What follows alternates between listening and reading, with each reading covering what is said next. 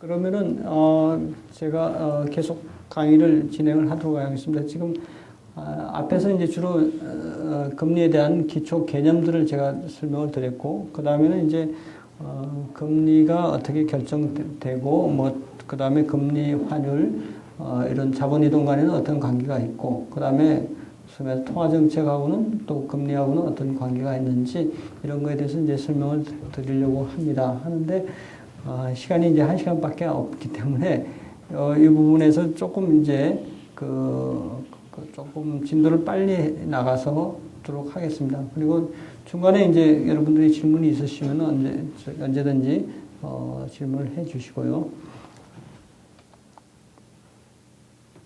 예, 이제 금리에 대해서 이제 소위 말해서 이제 금리가 어떻게 결정되느냐. 우리가 금리라는 것을 크게 두 가지로 볼 수 있습니다. 하나는 금리의 수준이 어떻게 결정되느냐 하는 문제가 있을 겁니다. 금리의 이 레벨, 수준이라는 것이 도대체 어떻게 해서 결정되느냐 이런 문제를 생각할 수 있을 것 같고, 또 한 가지 문제는 그러면은 금리가 기간 만기마다 왜 격차가 벌어지는지 이런 문제도 하나 생각을 할 수 있을 겁니다. 또 하나 더 생각을 한다면은 예를 들어서 기업이라든지 정부라든지 또는 기업에서도 뭐 삼성전자라든지 아니면은 뭐 그보다 신용도가 떨어지는 기업이라든지 이 기업 간에는 왜 그런 금리 격차가 발생하느냐 이런 문제를 생각할 수 있을 겁니다. 그래서 이런 문제들을 보통 이제 이론적으로 이야기할 때 금리 수준은 뭐 좀 더 추상적인 이론입니다만은 방금 여기 슬라이드에 나오는 대부자금설이니 유동성 선호설 이런 것들은 금리 수준이 어떻게 결정되느냐 하는 것을 한번 이론적으로 설명해 보려고 하는 내용입니다. 그 다음에 밑에 나오는 금리의 그러면 기간 구조가 어떻게 되어 있느냐. 소위 말해서 기간이 하루짜리하고 일주일, 3개월, 1년 이런 기간에 따라서 금리는 왜 격차가 벌어지느냐. 이런 거에 어떤 일정한 원리가 있지 않느냐 하는 것을 이제 따져보는 것이 소위 말해서 금리의 기간 구조다. 이렇게 보시면 될 것 같고, 또 하나 그 다음에 왜 경제 주체에 따라서 정부가 발행하는 금리는 좀 낮고 기업이 발행하는 금리는 좀 더 높고 하느냐 하는 것을 따르지는 것이 소위 말해서 리스크 프리미엄이다. 이렇게 생각을 하시면 됩니다. 그러니까 결국은 정부는 아까 말씀드린 것처럼 부도의 위험 또는 파산의 위험이 상대적으로 없다. 이렇게 봐서 그것이 하나의 무위험이다. 위험이 없다. 해서 기준이 되는 금리라고 이렇게 볼 수 있습니다. 그러면은 그에 비해서 기업의 경우에는 채무를 불이행하거나 그런 도산할 가능성들이 상대적으로 높습니다. 또 기업에 따라서 신용도에 따라서 우리가 더 높은 금리를 요구하는 기업들이 있습니다. 예를 들어서 지금 상당히 어려운 기업이 자금을 빌려달라고 할 때는 그 기업에 대해서는 그만큼 내가 위험을 부담해야 되기 때문에 그만큼 더 가상금리를 요구를 하게 됩니다. 그래서 그런 것이 일종의 리스크 프리미엄이다. 이렇게 볼 수 있는데, 요 세 가지를 이제 따지는 거다. 이렇게 생각을 하시면 될 것 같습니다. 결국 이제 한 나라나 금리 수준이라는 거는 결국은 돈을 빌려주고 또는 빌리고자 하는 그 자금의 양, 그에 의해서 결정되는 게 아니겠느냐 하는 것이 소위 말해서 대부자금술입니다. 그에 비해서 소위 말해서 유동성 선호설이라는 이런 표현도 있는데, 유동성이라는 것은 쉽게 말하면 돈이라고 생각하시면 될 겁니다. 우리가 돈이라는 것은 현금만을 돈이라고는 하지 않습니다. 우리가 이제 돈의 형태를 내가 지폐로 가지고 있을 수도 있지만은 은행의 예금으로 가질 수도 있을 겁니다. 또는 조금 은행 예금보다는 조금 더 하지만은 자산운용사에다가 MMF로 넣어 놓을 수도 있을 것 같고요. 또는 내가 채권으로 보유할 수도 있을 겁니다. 그렇지만은 그 보유 형태에 따라서 그 아마 환금성이라고 보통 하죠. 환금성을 유동성이다. 이렇게 쉽게 생각을 하시면 될 겁니다. 그것을 현금으로 이렇게 전환하는데 걸리는 어떤 시간이라든지 비용이라든지 이런 거에는 조금씩 차이가 있다고 이렇게 볼 수 있을 겁니다. 그 대신 수익률은 좀 더 높을 수 있을 겁니다. 그러니까 예를 들어서 제가 그 현금을 가지고 있지 않고 주식을 가지고 있을 수 있습니다. 그렇지만은 이 주식도 이제 주식에 따라서 뭐 상당히 뭐 대형주고 뭐 거래량이 많은 주식 같은 경우는 내가 언제든지 돈이 필요하면 주식을 팔아가지고 현금화할 수 있습니다. 그렇지만은 주가가 뭐 주가 상황에 따라서 내가 손실을 볼 수도 있는 거고 또는 그 다음에 주식을 팔고도 내가 현금으로 갖는 데는 한 이틀 정도 걸립니다. 주식을 팔아도 그게 뭐 산 사람하고 이제 대금 결제가 돼야 되니까 이틀 동안은 내가 돈을 못 쓰게 됩니다. 그런 어떤 불편함이 있게 되거든요. 그래서 내가 자산을 어떤 형태로 보유하느냐에 따라서 결국은 그 유동성이라는 것은 바로 현금으로 쓸 수 있는 걸 유동성이라고 생각을 한다면은 그런 점에서 차이가 있다. 이렇게 볼 수 있을 겁니다. 그렇다면은 금리라는 것도 바로 그런 어떤 유동성에 대한 대가. 그러니까 현금이라는 것은 굉장히 편리합니다. 편리하기 때문에 이거는 내가 현금으로 가지고 있으면은 이자라는 것이 하나도 붙지 않습니다. 붙지 않죠.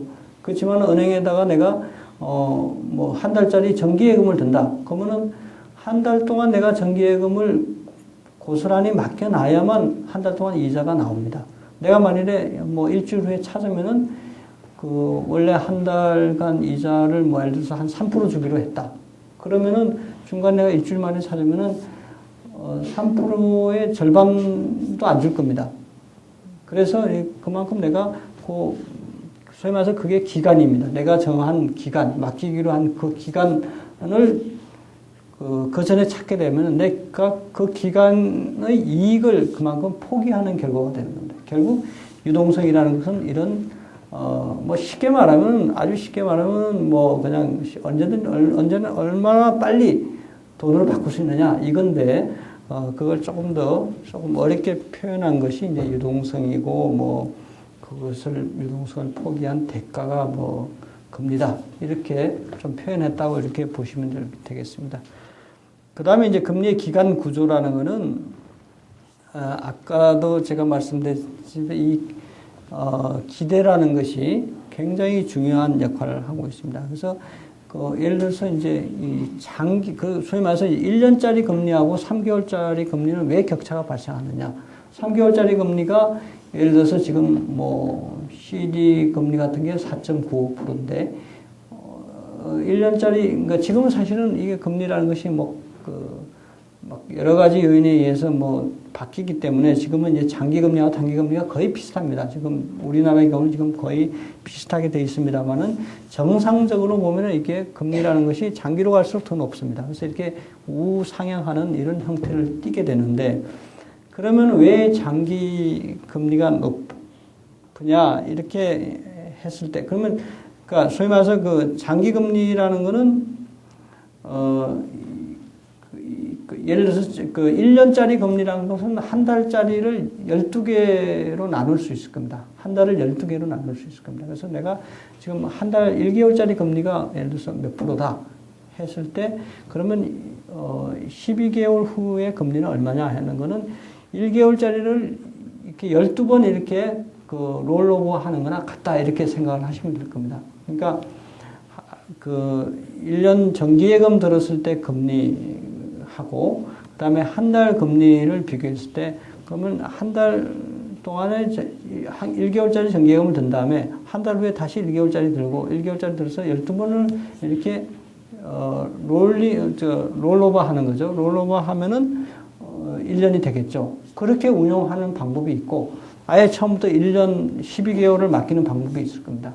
그 두 개를 비교해서 본다면은 결국 1년짜리 금리는 결국 그 한 달 후는 미래 금리입니다. 그렇죠? 한 달 후 시점에서는 새로운 금리가 적용된다고 이렇게 보면은 그걸 다 이렇게 우리가 아까 말한 미래 가치 구하듯이 이렇게 곱해서 1 플러스 금리로 해가지고 이렇게 곱해서 한 것이 그 한 달짜리, 1년짜리 금리다.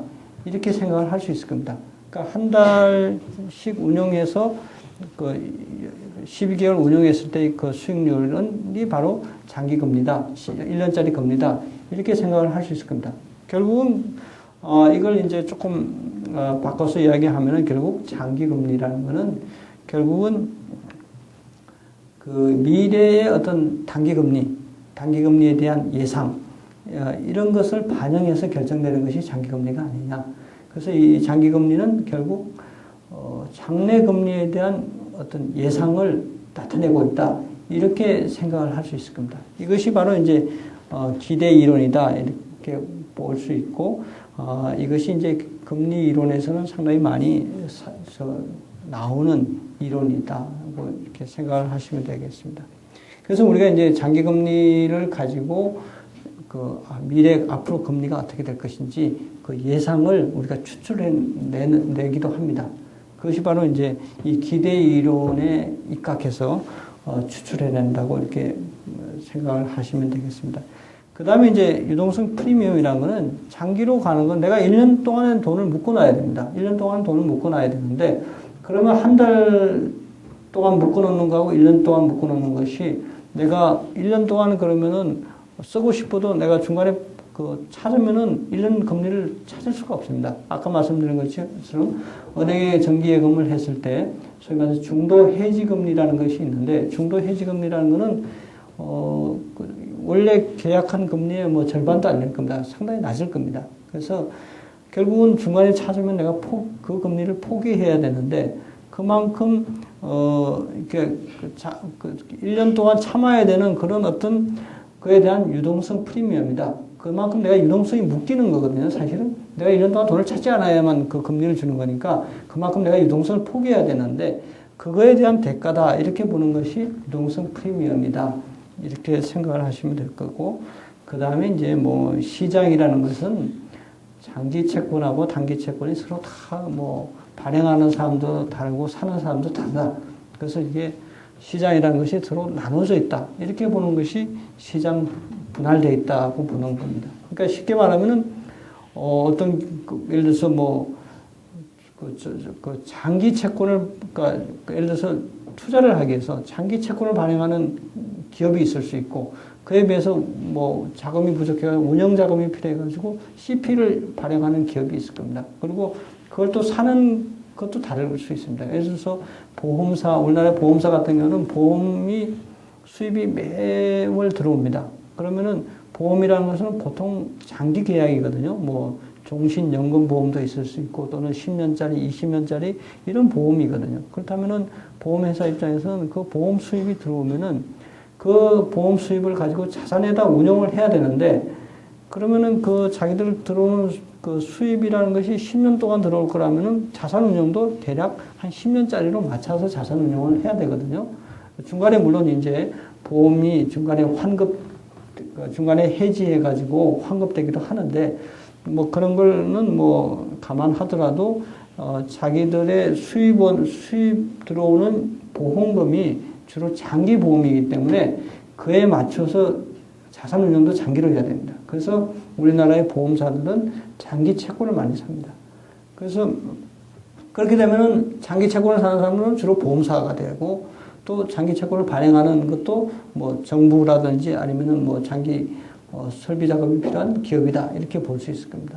그에 비해서 이제 CP 같은 거는 CP를 발행하는 거는 급하게 돈이 필요한 기업들이 CP를 발행하는데 또 CP를 사는 데도 보면은 보통은 뭐 종금사들이 이제 CP를 사주죠. 그 다음에 종금사의 뭐 CMA라든지 이런 데서 CP를 사서 편입을 합니다. 그렇다면은 장기 채권을 사는 수요자나 발행자, 그 다음에 CP를 사는 발행하는 기업이나 CP를 사는 그 투자자 이런 것이 사실은 나눠져 있다고 볼 수 있을 겁니다. 그래서 시장이라는 것이 물론 이제 궁극적으로는 이렇게 시장이 서로 연계돼 가지고 움직이긴 하지만은 그 금융상품이나 채권이나 이런 거에 따라서 시장이 상당히 이렇게 분리되어 있다. 이렇게 볼 수 있습니다. 그렇게 보는 것이 이제 소위 말해서 시장이 나눠졌다. 그러니까 시장 분할 이론이라고 보시면 될 겁니다. 예, 그 다음에 이제 뭐 환율에 대해서는 그 자료를 참고를 하시고요. 그 다음에 주가도 마찬가지입니다. 그 다음에 이제 그 금리하고 환율, 그 다음에 그 물가, 이런 것들은 서로 사실은 굉장히 연결되어 있습니다. 그래서, 사실 물가라는 거는 우리가 갖고 있는 이 돈의 사실은 가치입니다. 그러니까 물가가 뛰면은 돈의 가치가 그만큼 떨어지는 거거든요. 그 다음에 물가가 떨어지면 반대로 돈의 가치가 높아지는 겁니다. 그래서 그 물가라는 것은 사실 돈의 가치를 나타내는 거다. 이렇게 그러니까 물론 이제 물가라는 것이 그 물건의 가격이죠. 물건의 가격이지만은 물건을 사는 것이 바로 살 수 있는 구매력이라는 것이 바로 그 돈이기 때문에 결국은 그거의 역수가 바로 돈의 가치다. 이렇게 생각을 할 수 있을 겁니다. 그 다음에 금리라는 거는 아까도 말씀드린 것처럼 돈을 맡기고 거기에 대해서 받는 대가가 금리니까 현재 있는 자금으로 투자했을 때 앞으로 얼마를 받게 되느냐 하는 그 현재 가지고 있는 돈하고 미래에 있는 돈하고의 가치를 연결해 주는 것이 금리다. 이렇게 생각을 할 수 있을 겁니다. 그 다음에 환율이라는 것은 결국 지금 우리나라 돈을 외국 돈하고 바꿀 때 적용되는 그 교환 비율이 바로 환율이라고 볼 수 있을 겁니다. 결국은 다 돈의 가치를 하나는 대내 가치를 나타내는 거고 하나는 대외적인 가치를 나타내는 것이 환율이고 그 다음에 현재 시점과 미래 시점 간의 돈의 가치를 비교해 주는 것이 금리다. 이렇게 생각할 수 있습니다. 그래서 사실 이 세 가지는 다 연결이 되어 있습니다. 그러니까 뭐 이제 제가 그 금리 평가에 대해서는 이제 조금 설명을 드릴 거고요. 이 피셔 효과라는 건 아까 말씀드린 것처럼 그 명목금리라는 것은 실질금리에다가 물가 상승률 그걸 더한 거라고 이렇게 말씀드렸기 때문에 금리하고 물가는 이렇게 연결된다. 그러니까 물가가 오를 것 같으면 금리도 오르는 거고 그렇게 생각을 하실 수 있습니다. 그만큼 앞으로 물가가 오를 것 같다 하면 사람들이 내 돈의 가치가 그만큼 떨어질 거로 이렇게 생각을 하기 때문에 그만큼 높은 금리를 요구하게 됩니다. 그래서 이제 인플레 기대 심리를 불식해야 된다 하는 이야기를 많이 하는 것이 인플레 기대 심리를 낮춰야만 금리가 떨어질 수 있다. 이렇게 생각할 수 있을 겁니다. 그 다음에 이제 구매력 평가라는 것은 결국 환율이라는 것은 외국 물가하고 국내 물가의 비율이다. 이렇게 생각할 수 있습니다. 그러니까 똑같은 상품이 있으면은 예를 들어서 이제 우리가 많이 이야기하는 것 중에 하나가 맥도날드가 있습니다. 맥도날드의 햄버거가 우리나라에서 뭐 햄버거 버거 하나의 가격이 3,000원이다. 그러면 근데 미국에서는 예를 들어서 뭐 빅맥이 뭐 대충 2.99달러 정도 합니다. 3달러 정도 합니다. 그러면은 예를 들어서 똑같은 빅맥이라는 그 메뉴가 미국에서 3달러하고 우리나라에서 3,000원 한다면은 그 비율을 나타내면 3달러 대 3,000원이니까 1대 1,000입니다. 결국은 1달러가 1,000원 한다. 이렇게 생각을 할 수 있을 겁니다. 그래서 이렇게 미국의 물가하고 우리나라의 물가의 상대적인 비율, 그것을 나타내는 것이 환율이 아니냐. 이렇게 볼 수 있을 겁니다. 물론 이제 실제적으로는 뭐 많이 그 괴리가 생기기도 합니다만은 어쨌든 간에 우리가 그 상품이라는 것이 하나의 상품이 있고 그것이 자유롭게 뭐 아무런 뭐 중간에 뭐 운임이라든지 이런 것이 없고 뭐 교역하는데 아무런 장애가 없다고 생각한다면은 하나의 물건에는 하나의 가격이 형성된다고 이렇게 볼 수 있을 겁니다. 예를 들어서 미국에서 빅맥과 우리나라에서 빅맥 가격이 만일에 차이가 난다면은 당연히 그 뭐 거래에 아무튼 지장이 없다면 그 미국의 빅맥이 싸면은 그걸 사다가 우리나라에 팔면 될 겁니다. 그러다 보면 결국 하나의 가격이 형성될 수 있을 겁니다. 그래서 결국은 이렇게 그런 어떤 교역에 아무런 장애가 없다고 가정했을 때는 하나의 물건에 대해서 하나의 가격이 형성되고 거기에 따라서 그 각국 간의 어떤 그 물건에 대한 가격을 비교하면 그것이 바로 환율이 아니겠느냐 하는 것이 이제 소위 말해서 구매력 평가다. 그리고 장기적으로는 결국 그런 상대적인 물가 수준을 나타내는 것이 환율이다. 이렇게 생각을 하시면 될 겁니다. 그 다음에 이제 금리하고 환율이라는 것은 쉽게 말하면 이렇게 됩니다. 우리나라의 금리하고 미국의 금리, 소위 말해서 이걸 우리가 보통 국내외 금리 차라는 표현을 많이 씁니다.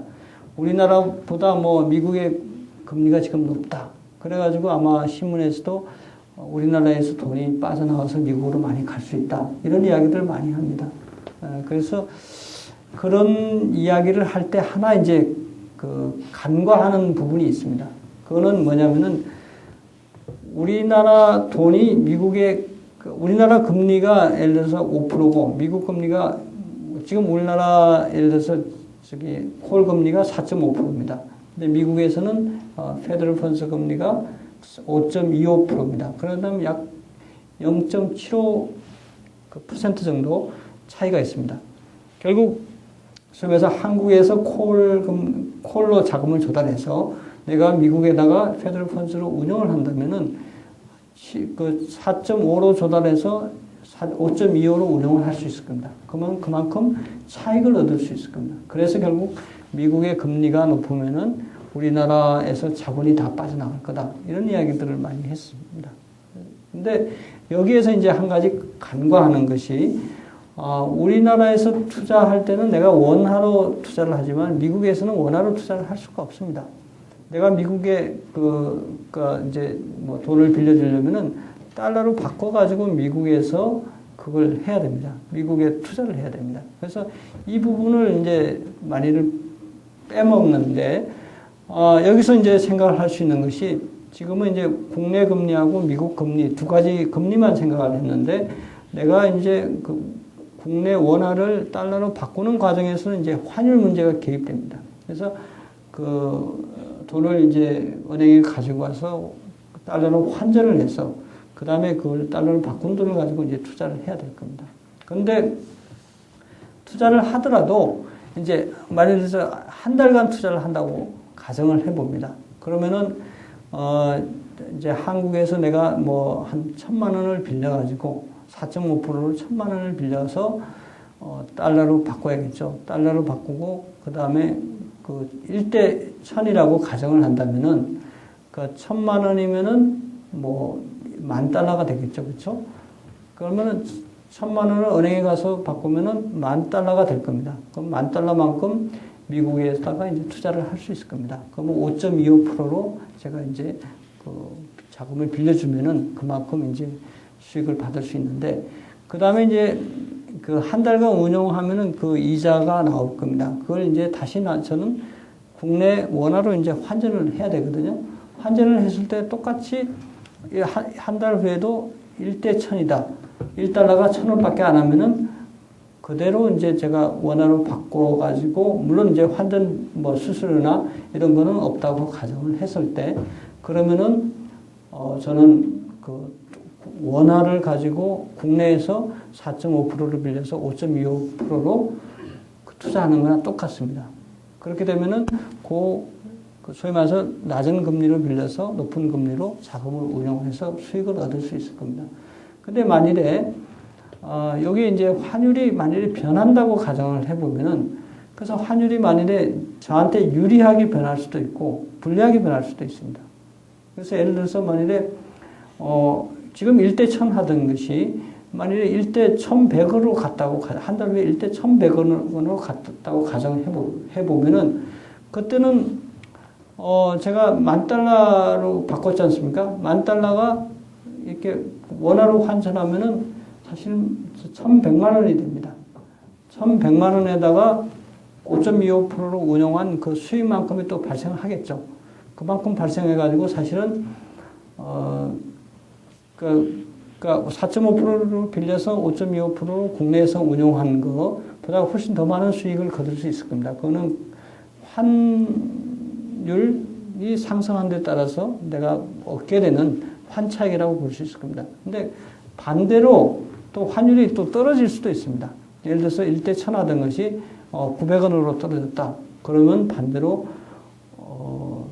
이제 원금도 제가 건지지 못할 수도 있습니다. 왜냐하면은 이자는 뭐 5.25%니까 얼마 안 되지만은 환율이 그 1,000원에서 900원 떨어지면은 10%가 떨어진 거거든요. 그러니까 한 달 사이에 환율이 10% 떨어진 거하고 이자는 5.25%지만은 실제로는 마진은 0.75%거든요.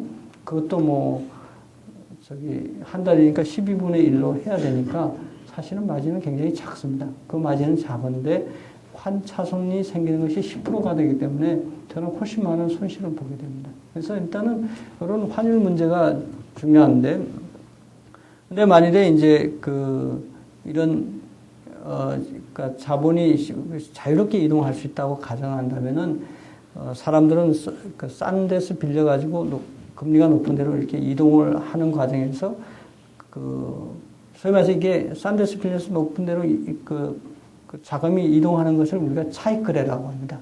아마 경제학에서는 재정거래라는 표현을 많이 씁니다. 재정거래 또는 뭐 차익거래 이런 표현을 많이 씁니다. 그래서 지금 뭐 신문에도 많이 나오는 소위 말해서 옌 캐리라 트레이드라는 표현을 많이 씁니다.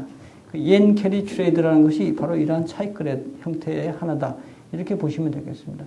소위 말해서 이제 일본에서는 금리가 싸거든요. 일본은 지금 뭐 우리나라의 콜금리에 해당하는 것이 0.25%밖에 안 됩니다. 일본에서 돈을 빌려가지고 소위 말해서 뭐 미국이나 뭐 신흥시장국에다가 뭐 주식을 사거나 채권을 사는 데 투자를 하거든요.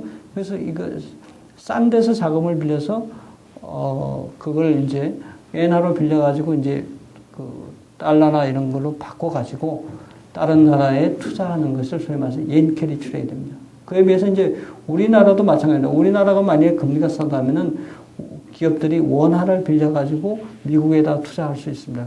그런 경우는 이제 원캐리 트레이드가 될 겁니다. 그래서 이렇게 하는 것이 소위 말해서 차익거래고, 이거는 뭐 소위 말해서 경제적으로 볼 때 싼 데서 빌려서 높은 데로 투자하는 거니까 이거는 뭐 자연적인 현상입니다. 근데 어쨌든 이렇게 만약에 이렇게 자유롭게 이동한다면은 그것도 차익거래도 기회가 줄어들게 될 겁니다. 싼 데서 빌려가 높은 데서 수익이 있다면은 뭐 자금이 계속 이쪽으로 흘러갈 거기 때문에 싼 데 쪽에서는 금리가 높아지겠죠. 자금이 빠져나가니까. 반대로 수익률이 높은 데서는 그만큼 자금이 많이 몰리니까 그만큼 또 수익률이 떨어질 겁니다. 그러다 보면은 환율까지 감안한 환차손이나 환차익까지 감안한 수익률은 국내 투자나 미국의 투자나 그 수익률이 결국은 이런 소위 말해서 재정거래가 일어나가지고 갖게 될 겁니다. 이렇게 보는 것이 소위 말해서 금리 평가라는 것입니다. 예. 그렇다면 이제 금리하고 환율이라는 것이 서로 밀접하게 연관되어 있다는 걸 알 수 있습니다.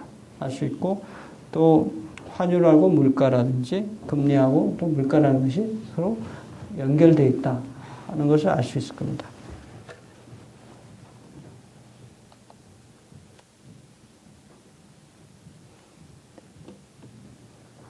예, 제가 조금 진도를 빨리 하겠습니다.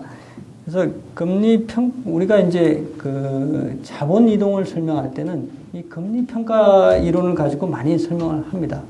그래서 아마 채권을 이해하거나 아니면은 환율을 이해하시는 데는 이 금리 평가 이론에 대해서는 조금 알아두시면은 아마 많은 도움이 될 겁니다. 결국 이제 아주 쉽게 생각하면 이렇게 볼 수 있습니다. 여기 그림에서 보시면은 왼편에 있는 것이 우리나라 금리입니다. 그 다음에 오른편에 있는 스타 붙은 것이 외국의 금리입니다. 그러면 국내 금리하고 외국 금리인데 거기에는 이런 환율 변수까지 감안했다는 건데, 그러니까 환율은 쉽게 생각하면 이렇게 생각할 수 있습니다. 우리가 지금 제가 이제 한 달간 투자한다고 가정을 했을 텐데, 한 달 후에 금리가, 환율이 어떻게 될지, 이렇게 맡겨두면 그만큼 내가 위험을 그걸 해지를 안 하는 겁니다. 소위 말해서 해지를 한다는 거는 리스크를 미리 방지한다는 이야기거든요. 그러니까 리스크를 하지 않기 위해서 미리 그 해지하는 거래를 하는 것이 바로 이제 해지는 건데, 그렇다면 이제 환 리스크를 해지할 수 있는 방법으로는 여러 가지가 있을 수 있을 겁니다. 그러니까 이제 외환 시장에서는 이제 그 소위 말해서 그 여러 가지 파생 상품이 많이 있습니다. 그래서 그런 파생 상품을 이용해서 그런 리스크를 이제 해지를 할 수 있을 텐데, 예를 들어서 이제 방금 말씀드린 것처럼 오늘 이제 그 한국에서 돈을 빌려가지고 미국에다가 투자를 하는데 한 달 후에 환율이 어떻게 될지 모르기 때문에 결국 오늘은 제가 오늘 시장에서 형성되는 현물 환율로 그 원화를 달러로 바꿨는데 한 달 후에 그 발생할 수 있는 환 리스크를 미리 내가 해지하기 위해서 시장에서 한 달 후에 환율을 미리 살 수가 있을 겁니다. 그것이 소위 말해서 이제 우리가 보통 이제 선물환을, 그러니까 뭐 선물을 살 수도 있고 이제 보통 이제 선물환이라고 해서 선물환을 많이 사게 됩니다. 그건 뭐냐면은 한 달 후에 환율을 지금 미리 계약을 해서 그 환을 산 거라고 이렇게 생각을 하시면 될 겁니다. 결국 그러면은 제가 오늘 이제 돈을 빌려가지고 이제 뭐 미국에 투자를 했을 때 오늘 환율로 달러로 바꿨고 한 달 후에 다시 이제 그 바꾸는 것도 그 환율을 이미 선물환을 샀기 때문에 그 환율로 이제 바꾸는 것이 다 결정이 될 겁니다. 그렇다면은 제가 이제 그 미국에 투자해서 얻을 수 있는 수익이라고 해서 미국의 그 금리 플러스 그 다음에 지금 현물 환율이 있죠. 지금 현물 환율이 있고 한 달 후에 선물 환율, 그 환율로 바꿨을 때, 그게 이제 요 오른쪽에 있는 요 식이 바로 지금 환율로 바꿔서 한 달 후에는 요거에 이 T 플러스 2라고 하는 이 선물 환율에서 현재의 환율로 차익만큼이 사실은 환에서 발생하는 환 이익 또는 그 환차손이 될 겁니다. 그래서 이 부분까지 이제 다 더한 것이 이제 그 미국에 투자했을 때의 수익이다. 이렇게 생각을 하시면 되겠습니다. 그래서 그 금리 평가 이론이랑은 결국 이제 이런 금리뿐만 아니라 환에서 발생할 수 있는 그 환차익 또는 환차손까지 감안해서 미국에 투자했을 때의 수익을 계산하는 것이고, 그것이 이제 어떤 우리가 자본이 이렇게 자유롭게 이동했을 때는 그런 국내에서 형성되는 국내 금리하고 국내 투자 수익률하고 해외에서 투자했을 때 투자 수익률은 궁극적으로 이렇게 같게 된다. 이렇게 보는 것이 금리 평가 이론이다. 이렇게 말씀드릴 수 있습니다. 혹시 뭐 이해 안 되시는 부분이 있습니까? 예.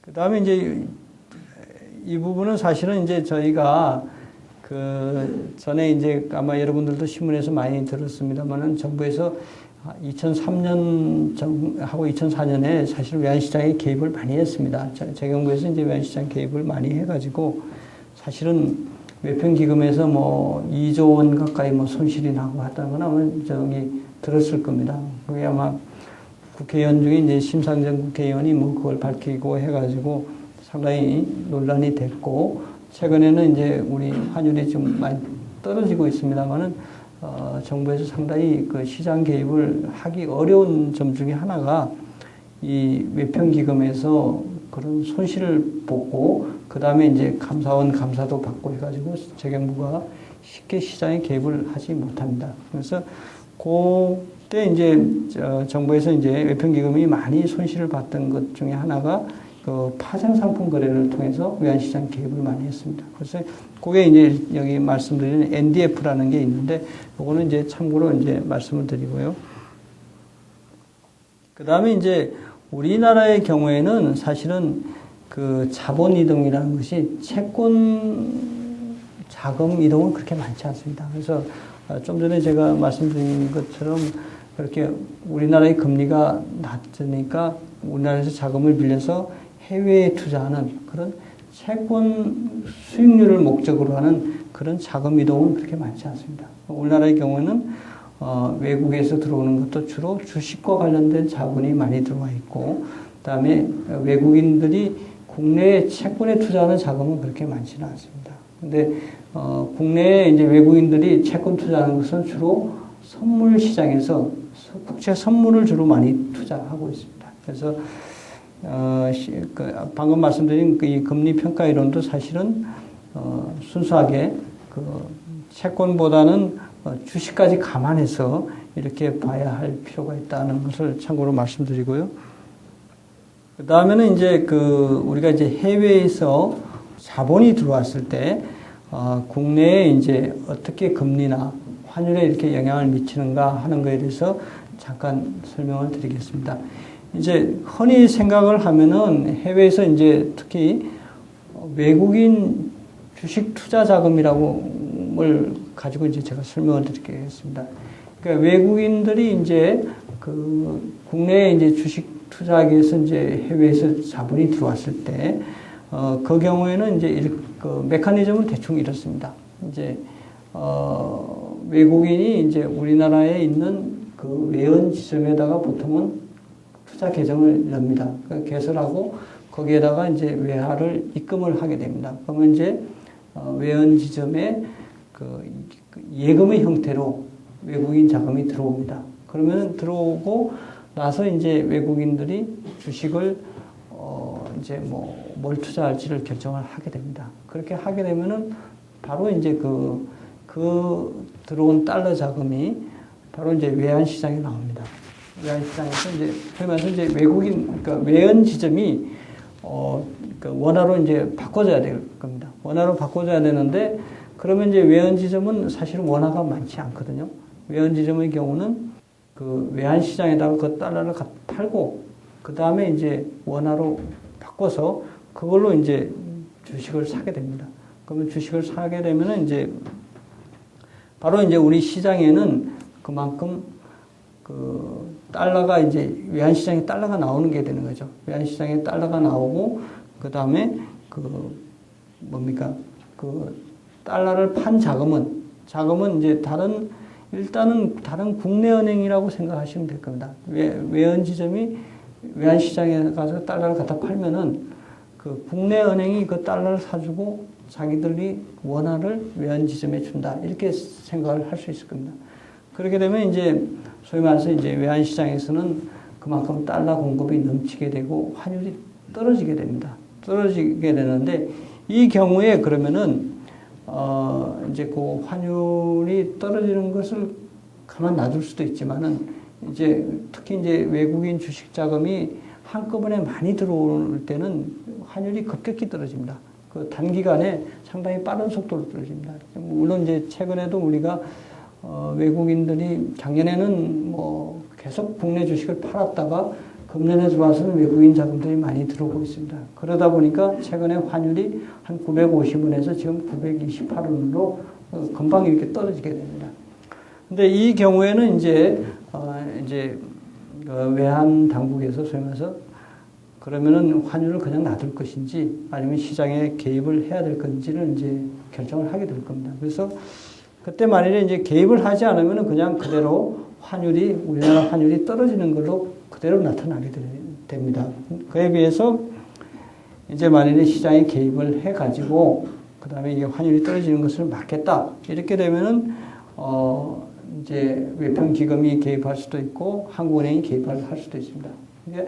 만일에 이제 한국은행이 개입을 하게 되면은 돈을 찍어내야 될 겁니다. 돈을 찍어내서 그 달러가 시장에 나온 달러를 사줘야 될 겁니다. 그렇지 않겠습니까?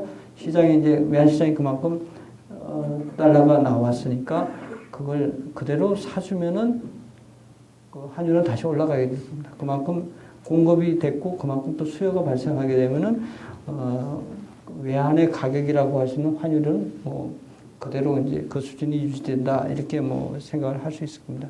그렇게 하는 것이 이제 시장 개입입니다. 시장 개입을 하는데 그러면은 예를 들어서 돈을 찍어서 이제 달러를 사주면은 그만큼 또 우리나라 돈이 그만큼 풀리게 되는 겁니다. 그 돈이 이제 풀리게 되면은 그거는 그만큼 이제 시중에 돈이 늘어나게 되겠죠. 그 경우에는 이제 환율은 떨어지는 건 막을 수 있겠지만은 그만큼 돈이 풀리게 되는 겁니다. 이런 결과가 나타나는데 그에 비해서 이제 만일에 한국은행이 돈을 찍어서 달러를 사주되 원화로 풀리는 돈은 이런 통화가 늘어나는 부작용이 있으니까 그걸 막기 위해서 또 그 돈을 또 흡수할 수도 있습니다. 그러니까 외환시장에 개입해서 달러를 삼과 동시에 반대로 나가는 풀리는 돈을 또 채권을 팔아가지고 동시에 이쪽 국내 채권 시장에서 채권을 팔아서 동시에 풀리는 돈을 흡수를 할 수 있을 겁니다. 그렇게 되면은 이제 소위 말해서 그게 여기 보시면은 불태화라는 표현을 썼습니다. 불태화라는 거는 뭐냐면은 임신을 하지 않는다는 이야기입니다. 태화라는 거는 이제 임신을 한다 이런 이야기고 불태화라는 거는 임신을 하지 않는다는 이야기입니다. 그래서 영어로는 스테릴라이제이션이라고 하는 건데 결국은 외환시장에 개입했을 때 그걸로 원화가 풀리는 것이 유동성 증발을 낳지 않도록 그걸 막기 위해서 공개시장, 그러니까 채권을 팔아서 그 돈을 다시 흡수한다는 것이 이제 소위 말해서 불태화라고 이렇게 보시면 될 겁니다. 그래서 외국에서 이렇게 외국인 주식 투자 자금이 들어왔다고 하더라도 들어오는 경우는 당장 우리나라에서는 바로 그것이 환율이 떨어지는 걸로 이렇게 나타나게 되고 거기에 대해서 외환 당국이 어떻게 개입을 하느냐 거기에 따라서 환율이 안정될 수도 있고 또 경우에 따라서는 이제 그 대가로 돈은 풀리게 되는 겁니다. 돈은 풀리게 되는데 그 돈이 풀리게 되는 것을 막기 위해서는 채권을 발행할 수 있는데 그것이 이제 한국은행 같은 거는 이제 통화안정증권이라는 것을 발행해서 그때 돈을 흡수를 하게 됩니다. 그러다 보니까 한국은행이 방금 말씀드린 것처럼 외환시장에 개입해서 달러를 사면은 그 돈이 사실은 우리나라의 외환 보유액이 되는 겁니다. 그래서 외환 보유액이 한국은행의 외환 보유액이 지금 한 2,400억 달러가 됩니다.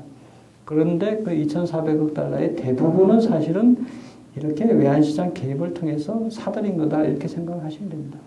2,400억 달러를 한국은행이 안 사들였다. 그러면 우리나라 환율 수준은 굉장히 밑으로 떨어져 있다. 이렇게 생각할 수 있을 겁니다. 지금 928원이 그보다 한참 내려가 있을 가능성이 많습니다.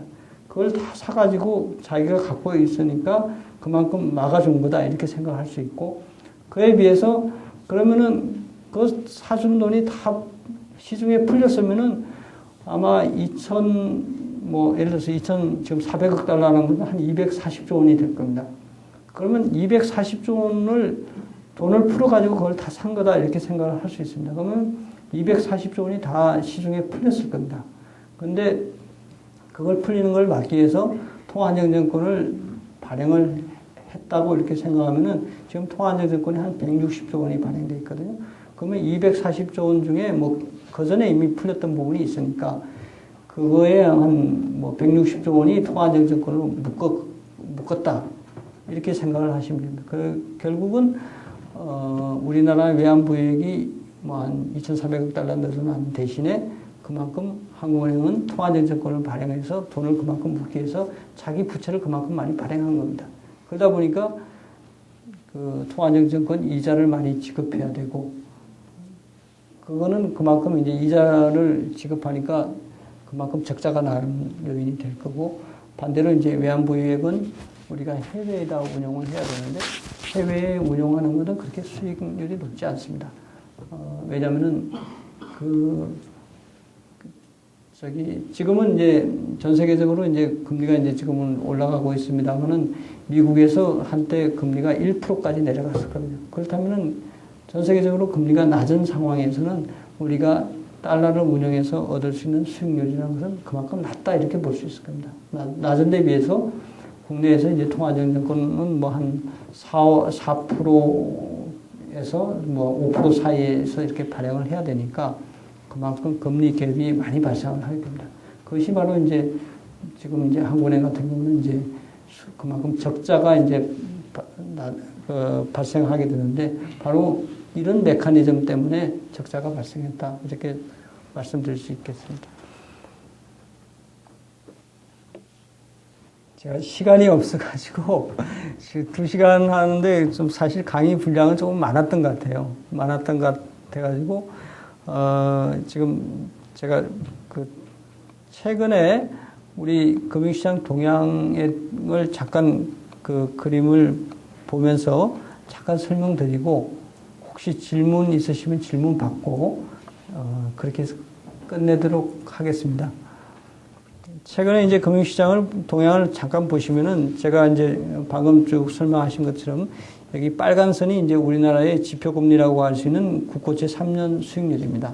그러니까 이게 우리나라의 장기 지표금리인데 상당히 이렇게 조금 일정한 트렌드를 그립니다. 이 금리를 잘 보시면은 쭉 처음에 06년 10월 달까지 쭉 내려오지 않습니까? 내려오다가 쭉 올라가다가 다시 내려오고 이렇게 상당히 어떤 금리라는 것이 뭐 단기적으로는 이렇게 조금 뭐 등락이 있습니다만은 장기적으로 보면 이렇게 상당히 추세를 그리고 있거든요. 그렇다면 이제 이 시장에서는 특히 채권 투자를 하는 사람들은 이 금리 예측이 상당히 중요합니다. 그래서 특히 이제 뭐 외연 지점 같은 경우는 외연 지점이나 외국인들 또는 뭐 국내에는 증권사 같은 경우는 이 금리 예측이 굉장히 중요합니다. 지금 뭐 사실 우리는 일반인들은 뭐 금리가 올라가 봤자 뭐 조금밖에 안 올라가기 때문에 뭐 그래야 많이 올라가야 뭐 한 1% 정도 이렇게 뭐 그래서 뭐 주택담보대출 받는다고 하더라도 1억을 빌리더라도 1%포인트 올라가면은 1년에 이자가 100만 원 정도 올라가는 거거든요. 그래서 사실은 1억 빌리는 사람이 이자 100만 원 추가보다 많은 거는 그렇게 크지는 않습니다. 그래서 그렇게 민감하지는 않은데 채권 투자하는 사람들은 아까 말씀드린 것처럼 이 금리가 올라갈 때 채권 가격이 떨어지고 반대로 금리가 내려갈 때 채권 가격이 올라갑니다. 그리고 특히 장기 채권일수록 이 금리 변동에 대해서 가격 변동폭이 상당히 큽니다. 그러다 보니까 외국인들이나 우리 뭐 증권사들이나 이런 사람들은 금리가 앞으로 어떻게 될 것인지 여기에 대해서 굉장히 민감하게 반응합니다. 그리고 예측을 많이 하고 그래서 뭐 최근 같은 경우는 이렇게 금리가 쭉 5.06에서 쭉 떨어집니다. 이 경우에 지금 우리나라 외연지점 같은 경우는 채권을 한 5조 원 정도 샀습니다. 최근 한 3개월 동안에. 그 다음에 그러니까 그 전에 예를 들어서 뭐 지난 뭐 12월이나 이때부터 채권을 사기 시작해가지고 계속 샀습니다. 그 다음에 지금 이제 금리가 다시 이제 올라갈 것 같으니까 지금 채권을 갖다 팔고 있거든요. 팔면은 이 사람들은 5.06에 사가지고 지금 대략 뭐 한 최저점에 내려온 것이 이제 한 4.75 정도입니다. 그러면은 그 시점에 이제 팔면은 한 30bp 정도 금리가 떨어졌는데 채권 가격은 상당히 많이 올라가거든요. 그래서 우리나라 이제 외연지점 같은 경우는 그렇게 투자를 해서 뭐 쉽게 그냥 돈을 법니다.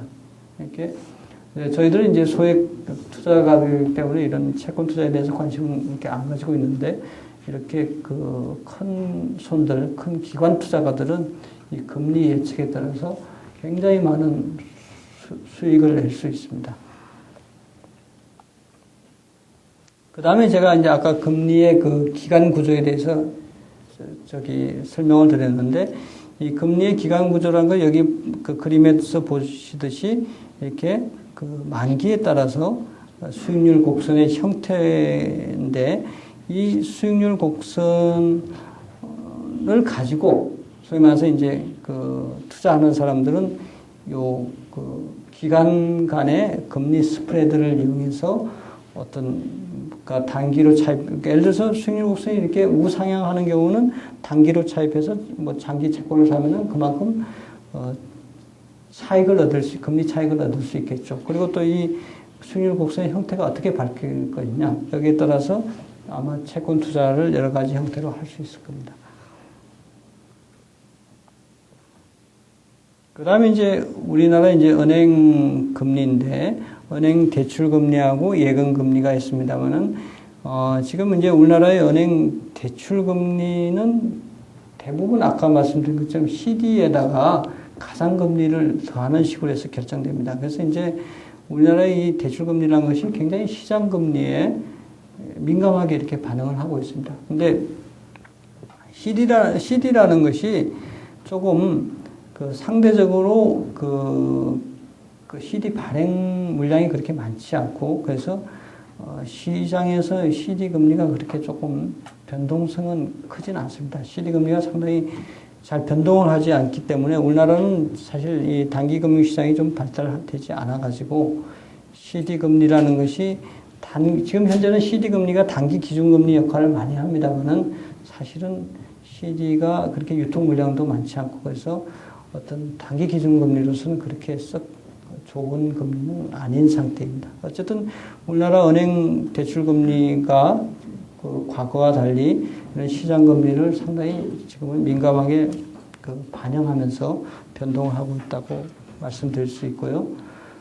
그다음에 주가는 이제 뭐 최근에 우리나라 주가라는 것이 그러니까 작년의 경우에 우리나라 주식이 외국에 비해서 상대적으로 별로 오르지 않았습니다. 여기 잠깐 보시면은 2006년에 보면은 코스피가 4% 정도밖에 오르지 않았습니다. 그에 비해서 이제 중국 같은 경우는 중국 상하이 뭐 A주인데 상하이 A주 같은 거는 130%가 올랐습니다. 그래서 이제 결국 최근에 뭐 해외 투자 펀드 쪽으로 자금이 많이 몰리고 있는 이유가 이런 이유라고 보시면 될 것 같습니다. 금년에 와서는 또 조금은 또 양상이 조금 바뀌고 있습니다. 양상이 바뀌는 게 뭐냐면은 작년까지만 하더라도 우리나라에서 외국인들이 대부분 계속 팔고 또 나갔습니다만은 금년에 들어와서는 외국인들이 많이 들어오고 있습니다. 들어오고 있는데 그 가장 큰 이유가 이미 중국이라든지 인도와 같은 그런 나라에서는 너무 주가가 올랐기 때문에 그만큼 그 리스크가 커졌다고 이렇게 볼 수 있고, 우리나라의 경우는 작년에 덜 올랐기 때문에 그런 신흥시장 국가에 비해서 그 어떤 주식 가격 측면에서 상대적으로 저평가됐다 이런 평가를 많이 하고 있습니다. 소위 말해서 이제 밸류에이션 측면에서 우리나라 주식이 훨씬 더 메리트가 높아졌다 이렇게들 많이 보고 있습니다. 이제 가장 큰 요인 중에 하나가 이제 북핵 문제입니다. 북핵 문제가 과거에는 소위 말해서 북한이라는 것이 코리아 디스카운트라고 해서 우리나라가 상대적으로 저평가되는 그런 요인으로 작용했습니다만은 최근에는 이런 북핵 문제가 상당히 이제 많이 해결되고 진전이 있게 돼 가지고 오히려 반대로 그게 코리아 프리미엄으로 작용할 수 있다 하는 것이 이제 최근에 그 평가입니다. 그래서 과연 이제 뭐 이게 어떻게 될지 제가 뭐 장담은 할 수 없습니다만 아무튼 우리나라 그 주식 시장이 그 주식형 펀드로의 자금 유입도 많아졌지만은 어떤 그런 그 여건 측면에서 어떤 과거에 코리아 디스카운트로 작용했던 그런 북핵 문제가 상당히 조금은 반대 방향으로 작용할 수 있는 그런 여건이 지금 마련되고 있다는 것을 어쨌든 주식 쪽에 애널리스트들은 그걸 상당히 높게 평가를 하고 있는 것 같아요. 그래서 아무튼 뭐 금년에 아무튼 지금까지는 뭐 1,500대를 넘어서 가지고 뭐 사상 최고치를 계속 경신하고 있는데 아무튼 그런 한국 정시에 대한 인식이 최근에는 조금 많이 바뀌고 있다 이런 것을 말씀드릴 수 있고요. 그다음에 이제 주식형 펀드 같은 경우는 여기 보시면은 이제 뭐 2월, 3월에 이제 줄어들긴 국내 주식형 펀드가 줄어들다고 나오는데 이 부분은 이제 주가가 이제 사상 최고치를 경신하니까 국내 주식 투자자들이 차익 실현 차원에서 상당히 환매를 했다고 이렇게 보시면 될 겁니다. 그러니까 그 전에 뭐 한 1,300대 정도에서 들어갔던 투자자들이 이익을 실현하기 위해서 그 환매한 부분이 꽤 많았다 이렇게 보시면 될 것 같습니다. 근데 이제 그런 환매 폭은 규모는 3월에 와서는 좀 많이 줄고 있다 이렇게 말씀드릴 수 있고요. 그 다음에 이제 그 자금 흐름에 대해서 이제 잠깐 말씀을 드리면은 그러니까 자금 흐름은 역시 그 금리에 따라서 상당히 민감하게 반응한다고 이렇게 말씀드릴 수 있어요. 그러니까 특히 이제 여기 보시면은 사실 은행 쪽은 사실 금리가 높지 않기 때문에 사실은 별 메리트가 없습니다. 그래서 사실 은행 쪽으로는 자금들이 별로 안 들어오고 있고요. 그 다음에 이제 여기 자산운용사 수신을 보시면은 크게 자산운용사 수신이라는 게 이제 뭐 MMF하고 주식형 펀드, 그 다음에 채권형, 그 다음에 이제 기타 신종 펀드라고 해서 주로 이제 파생 상품에 투자하는 펀드라든지 아니면 부동산 펀드라든지 또는 뭐 해외에 있는 주로 이제 주식형 펀드에 투자하는 재간접 펀드라는 게 있습니다. 그런 쪽인데 최근에는 아무튼 자금들이 그러니까 이 채권형 펀드는 아까 말씀드린 것처럼 이 금리가 올라가면은 바로 빠진다고 이렇게 보시면 됩니다. 그래서 채권형 펀드가 2005년 경우는 뭐 굉장히 많이 빠졌고, 그 다음에 작년에 좀 빠지는 폭이 줄어들었다가 금년에 다시 와서 이 금리가 올라가면서 채권형 펀드에서 자금이 많이 빠지고 있다 이렇게 보시면 되는데, 결국 이거는 금리가 앞으로도 올라갈 가능성이 있다고 이렇게 지금은 조금 분위기가 바뀌고 있습니다. 그래서 그동안에는 이제 미국에서 소위 말해서 미국 경기가 경착륙되지 않느냐 이런 이야기도 있었습니다만은 최근에 물론 지난 2월 달에 미국의 서프라임 모기지 론 쪽에서 상당히 부실화 우려가 나타나고, 그래서 이제 미국 경제가 경착륙되지 않겠느냐 이런 이야기가 있었습니다만은 최근에는 조금 분위기가 많이 바뀌고 있습니다. 그게 미국에서 그래서 금리가 혹시 내리지 않을까 이렇게 했었는데, 최근에는 오히려 미국에서 금리를 내릴 가능성은 없고 오히려 올릴 가능성도 있다. 오히려 지금은 경기 지표들이 조금 꽤 괜찮게 나오고 있습니다. 그래서 그런 영향이 있어가지고 국내 금리도 올라가고, 그래서 채권형 펀드에서는 자금이 빠르게 빠지고 있다 이렇게 이해를 하시면 될 것 같고요. 그 다음에 이제 주식형 펀드는 제가 말씀드린 것처럼 최근에 와서 이제 차익 실현 차원에서 환매가 조금 늘어나면서 주식형 펀드 증가 규모가 많이 줄어들었지만은 이거는 좀 더 두고 봐야 될 것 같아요. 이거는 좀 더 두고 봐야 될 것 같고, 그 다음에 국외 주식형 펀드는 작년에 6.4조 원이 늘어났는데 금년에 3월까지만 해도 7조 원이 늘어났습니다. 그래서 국외 주식형 펀드는 조금 과열일 정도로 너무 많이 늘어나고 있다.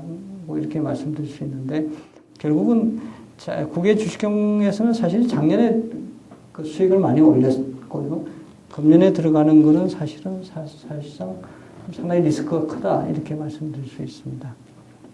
그 다음에 이제 단기로 자금을 운용하는 게 이제 MMF가 있는데, MMF는 조금 그러니까 여러 가지 제도 변경이 있고 그래가지고 지금은 이제 조금 개인들이나 기업들이 그렇게 선호하지는 않습니다. 지금까지는 MMF가 제일 수익률도 높고 그래서 MMF를 선호했습니다만은 소위 말해서 미래 가격 제도라는 것이 이제 도입이 돼가지고, 그러니까 기본적으로 이 펀드라는 거는 돈을 넣으면은 펀드에 자금이 들어오고 그 자금으로 자산을 사야 됩니다. 자산을 편입해야 되거든요. 그 펀드에서 채권을 사든지 주식을 사든지 이렇게 자금을 운용해서 그 펀드에다가 자산을 편입을 하는데, 그거는 사실은 하루의 시차가 사실은 발생을 하는 겁니다. 그러니까 지금까지는 우리가 펀드에 돈을 넣으면은 당일날 입금하면 당일날부터 그 수익을 계산을 해줬습니다. 계산을 해줬는데, 그러다 보니까 이제 소위 말해서 금리가 막 뛰거나 이러면은 MMF 사람들이 MMF를 전부 다 환매를 하거든요. 그 환매를 하는 게 왜 그렇게 되냐면은 쉽게 말하면 이렇습니다. 지금 MMF에 이제 지금 금리가 올라간다. 그러면은 MMF의 수익률은 떨어진다고 이렇게 보실 수 있습니다. 그러면은 내가 돈을 먼저 찾으면은